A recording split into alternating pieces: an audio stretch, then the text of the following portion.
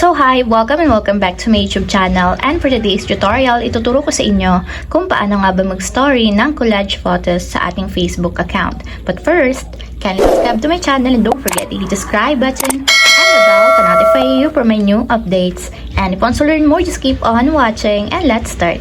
So ayan guys, for today's video, make sure na updated yung Facebook app na gagamitin natin. So open na natin yung ating Facebook app.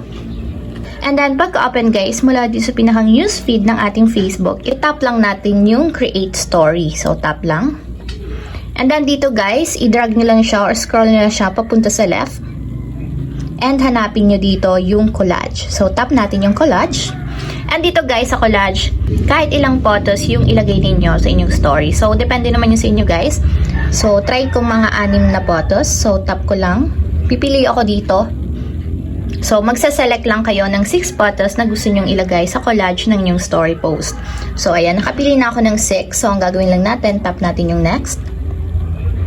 And ayan guys, kung makikita nyo naman, nakaset na siya and nakaayos na yung aking collage dito sa story. So, for example naman is, gawin ko lang siyang 2 photos. So, pipili lang ako dito. So, kapag nakapili na kayo ng 2 photos, tap ulit natin yung next.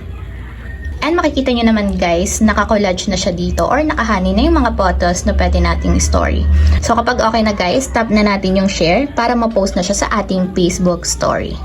So yan guys, nakikita nyo naman naka-post na yung aking story dito sa Facebook na merong 2 photos. So ayan lang guys, ganoon lang kasimple kung paano nga ba mag-story ng collage photos sa ating Facebook account. If you have a question, kindly comment down below and don't forget to hit the subscribe button and the bell to notify you for my new updates.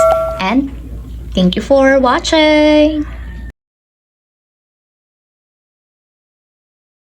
Living life, every day, late at night, not okay.